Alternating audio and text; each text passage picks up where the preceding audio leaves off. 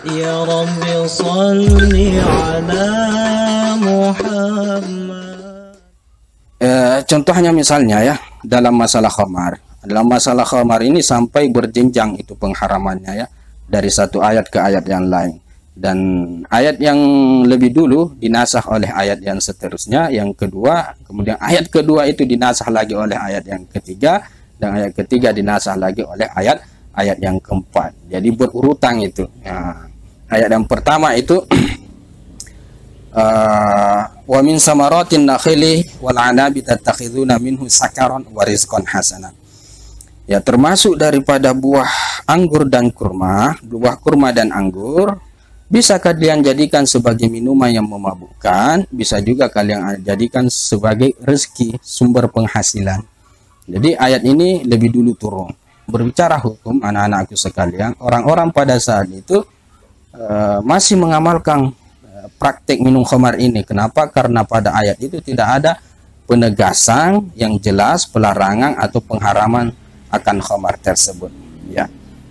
Hingga akhirnya turunlah ayat yang selanjutnya.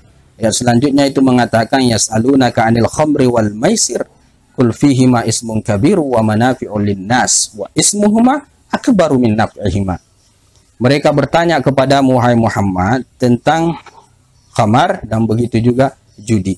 Katakan kepada mereka bahwa pada keduanya itu ada dosa yang sangat besar dan ada juga manfaatnya kepada orang-orang, tetapi dosanya itu lebih besar daripada manfaatnya. Nah, orang-orang pada saat itu terbagi, ada yang langsung meninggalkan, ada juga yang tidak meninggalkan. Kenapa? Karena memang di ayat tersebut tidak ada pelarangan, tidak ada pengharaman yang sangat jelas. Cuma di ayat itu mengatakan bahwa mudaratnya atau dosanya lebih besar daripada manfaatnya. Akhirnya orang yang tidak bisa meninggalkan khamar karena sudah menjadi kebiasaan mereka, mereka tetap saja minum khamar. Hingga suatu ketika ada seorang sahabat yang ketika masuk waktu sholat itu menjadi imam.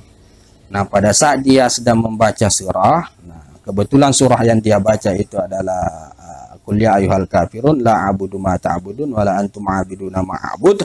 Nah, ayat itu kemudian karena dia teler, itu terbalik-balik maknanya. Qul ya ayyuhal kafirun a'budu ma ta'budun wa ana 'abidu ma 'abadtum. Nah, dan seterusnya terbalik-balik maknanya karena dia sedang teler pada saat itu. Nah, pada saat itu kemudian turunlah ayat yang selanjutnya. La taqrabus sholata wa antum sukara. Jangan mendekati sholat dalam keadaan kalian sedang teler.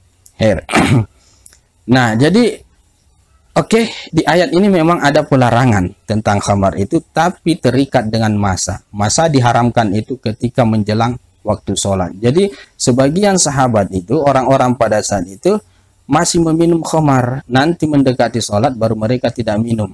Ya, di luar jauh daripada waktu sholat mereka masih mengamalkan praktek minum khamar itu.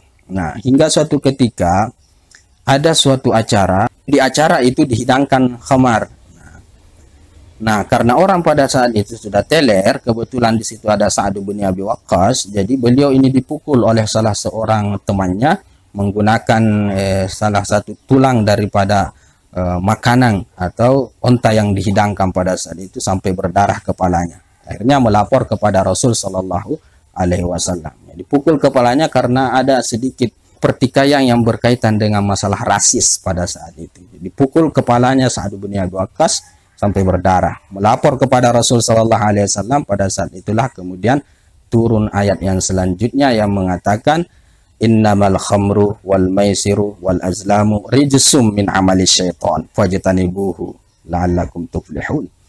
Sesungguhnya khamar, judi, nyembah berhala, sesajen dan semacamnya itu adalah najis, rijsun itu adalah kotoran, itu adalah sesuatu yang kotor, min amali syaitan, termasuk daripada perbuatan-perbuatan syaitan, fajtanibuhu, maka hindarilah dia. Nah, ini ayat ini tidak ada lagi pengikatan atau pengkaitan kepada masa tertentu. Pokoknya ijtanibuhu, tinggalkan khamar tersebut. Nah, ini teori nasih mansuh yang ada di dalam Al-Qur'an, dan faktanya ayat yang pertama, kedua, ketiga dan keempat itu memang berurutan. Nah, ini teori nasih mansuh yang ada di dalam Al-Qur'an. Begitu juga tentang masalah riba, ya.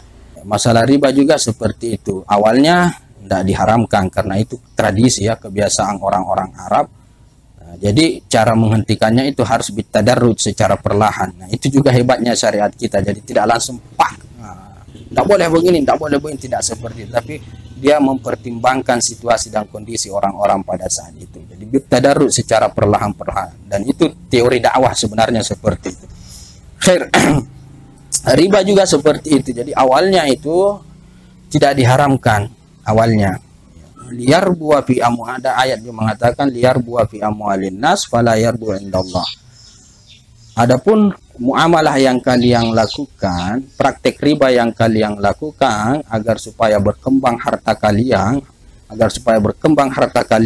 melalui hartanya orang-orang, maka di sisi Allah itu tidak akan berkembang. Jadi ini riba. Jadi ayat ini tidak tegas, ya, tidak ada pelarangan yang tegas tentang riba tersebut, hinggalah ayat yang selanjutnya itu turun, la ta'kulur riba ad'afa mudha'afa. Jangan kalian memakan riba dengan berlipat-lipat kali ganda. Jadi ini ada pelarangan dari kata jangan, ada pelarangan. Tetapi ini masih terkait dengan kelipatan yang berlipat-lipat, ya. Ad'af, sudahnya ad'af mudha'afa lagi. Terkait dengan jumlah kelipatan yang tinggi sekali.